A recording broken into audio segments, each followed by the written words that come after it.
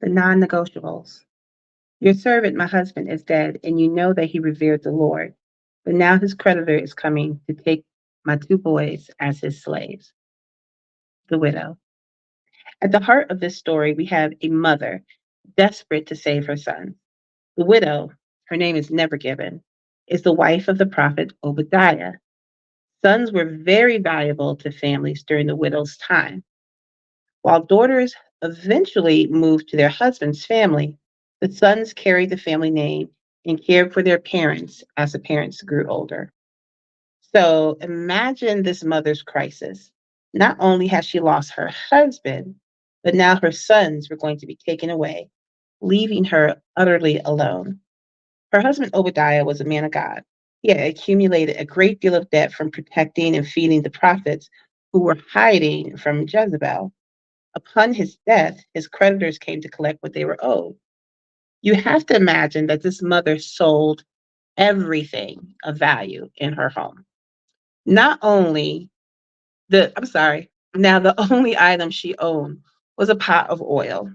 To the widow, her sons were invaluable. She was determined to help find the help that she needed to save them. I gave to birth to two amazingly perfect boys on November 11th, 1996. I had already fallen in love with them during the 7 months they hung out inside of me, rolling around, arguing, eating, doing backflips, and having an all around great time at the expense of their mother's bladder and lungs. They were so excited that they decided that 7 months was plenty.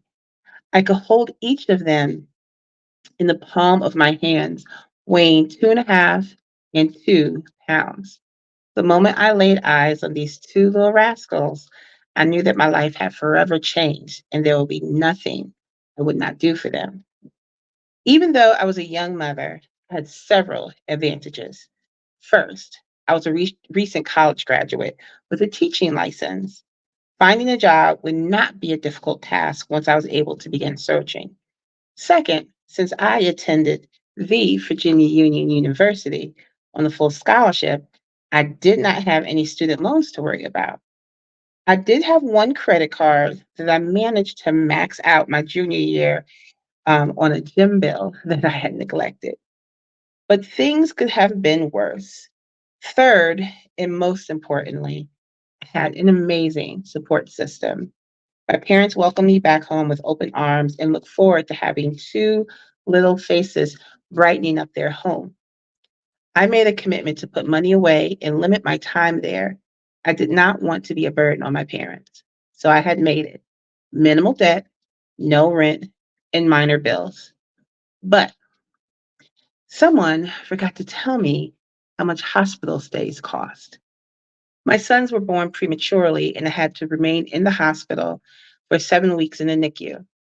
I was still covered under my father's insurance, but my sons were not. I had no income and no job since I was ordered to stay on bed rest during the final 6 weeks of my pregnancy. I was hesitant to get any government assistance, but finally opted to get insurance for the boys and WIC. I knew that I would be able to work fairly soon, so I did not apply for any income assistance or food stamps. Instead, I applied for two credit cards for emergencies and began looking for part time work as soon as I could. While my finances were low, I managed with the help of my parents and good friends. I took a few part time jobs once the boys were discharged from the hospital and they were gaining weight steadily. I eventually got my first teaching position and moved out of my parents' home into our first apartment. Without the safety net that my family provided, I soon realized the true expense of having twins as a single mother.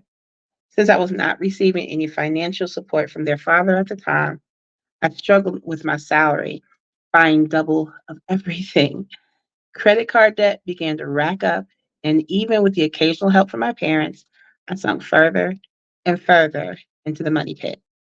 I knew that I had to make some changes, so I moved back home for 1 year, saved all that I could, and eventually moved back to Virginia with a new job, a car, an apartment, and money in the bank. Initially, things began to look up after the move.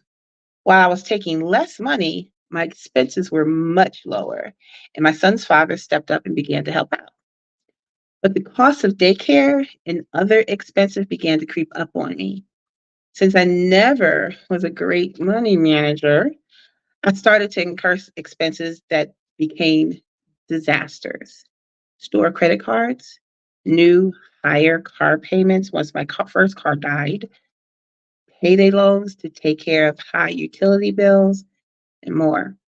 I was digging a hole in quicksand and had no way of getting out. Every step forward became a step back. I took on extra responsibilities at work, which brought in more income, but required more daycare. I went back to school to get my master's degree, which led to a raise, but added the burden of student loans and higher taxes. I was spending less time with my sons and more time doing the things that I liked the least. After having to stay with a friend for 2 weeks when our lights were shut off, I had reached the end of my rope. My children were sleeping on someone's couch because I had financially lost control. I knew the widow's pain even before I knew her story. Something had to give. I began to push, to hustle, to make better decisions, to ask for professional financial help. Getting advice to begin a business was the first step to my financial breakthrough. I had a long road ahead of me, but I had two little people watching me, and I would never, ever give up. I owed them the world.